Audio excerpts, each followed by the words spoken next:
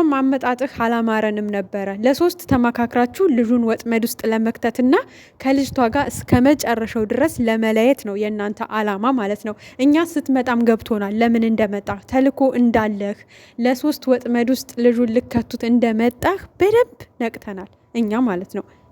እውነት የልጁ አባት ነኝ ብለህ ቢሆን ኖሮ ሀቅህ እንዲወጣ ልትታገል ነበር እንጂ ጭራሽ ያለፈ ነገሮችን እየጎረጎርክ እያወጣህ ነገሩ እንዲጋጋልና እንዲባባስ ከልጅቷ ጋር እስከ መጨረሻው እንዲቆራረጡ ማድረግ አትችልም ነበረ ማለት ነው። እውነት ቢኖርህ ሀቅ ቢኖርህ የልጅ አባት ነኝ ብለሃል። መከዳትህ ሊያናድድህ ሊያሳስብህ ሲገባ አንተ ጭራሽ ለምን ተገናኛችሁ ለምን ምናምን እያልክ ነገሩን እንደ አዲስ መቀስቀስና ከቅመሜ ጋር እንዲለያዩ እንዲቆራረጡ ለማድረግ ነው አላማ። እኛ ገብቶናል ሲጀመር ማመጣጥህም ማለት ነው።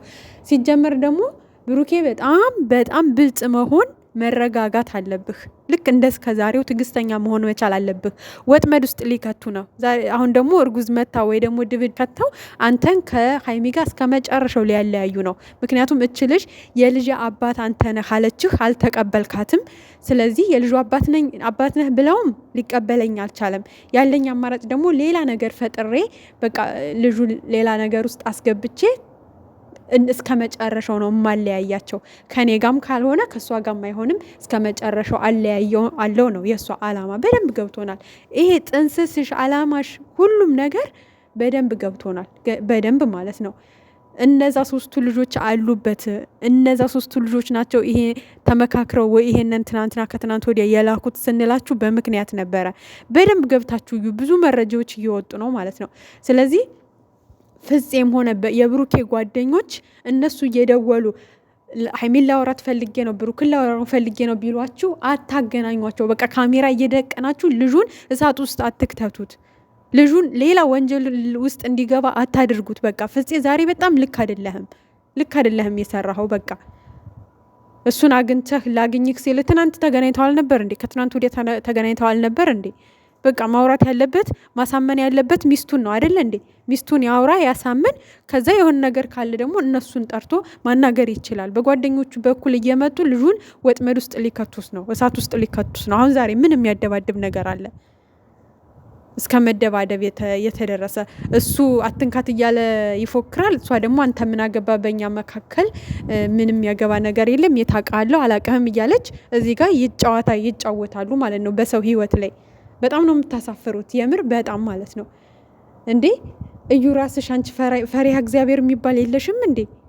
የምር ሁለት ነፍስ ሆነሽ በዚህ ልክ የሆነ መጥፎ ነገር ማድረግ በሰዎች ላይ አይከብድሽም እንዴ? ማለት ነገ እኔ እንጃ እኔ አላቅም። እኔ ፈጣሪ ሆይ እኛንም ኃጢአት ልታስገቢን ነው የእውነት። ግን የጨረቃ ፋሚሊ በተቻላችሁ መጠን ብሩኬ ከነዚህ ልጆች ጋር አሁን ላይ እንዳይገናኝ ወጥመድ ውስጥ ሊከቱት ነው። እመኑኝ። ልጁን አደባድበው ከዛ ወንጀለኛ አድርገው እስር ቤት ከተው እነሱ እንደ ልባቸው ሊፈነጩ ነው። ገብቷቸዋል። ልጆቹን ለያይተው አስለቅሰው በቃ የእነሱ አላማ ይሄ ነው። በደንብ እዩ። በደንብ አላማሽ ገብቶናል። እመኝን አላማሽ ገብቶናል። እኛ ገብቶናል ተመልካቾች። ምናልባት እነሱ ናቸው ያልተረዷችሁና የእናንተን ተንኮልና ክፋት ማለት ነው። አልገባቸውም። ሀይሚም አልገባትም፣ እነሱም አልገባቸውም እንዴት እንደመጣችሁ። ስለዚህ ተጠንቀቅ። እንደ ድሮ ትግስተኛ ሁን።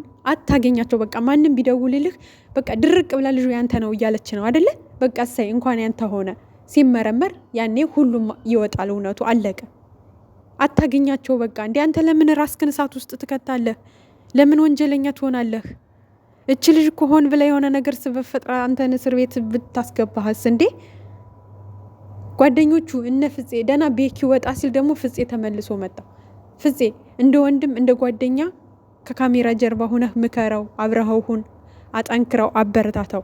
ግን ማንም እየመጣ እዚህ ጋር ማለት ነው አፉን ሊከፍትበት አገናኘኝ ሲልህ እያስክ እየመጣ ካሜራ ደቅነህ ልጁን አታገናኘው፣ ሳት ውስጥም አትክተተው። እንደ ጓደኛ በቃ እንዴ ማንም ቢደውልልህ አታገናኛቸው። በቃ እሷንም እሱንም ማንም እየመጣ እዚህ ጋር አፉን አይክፈትባቸው። ምን ተናገረ? ሻውን ዛሬ ቁም ነገር ተናገረ?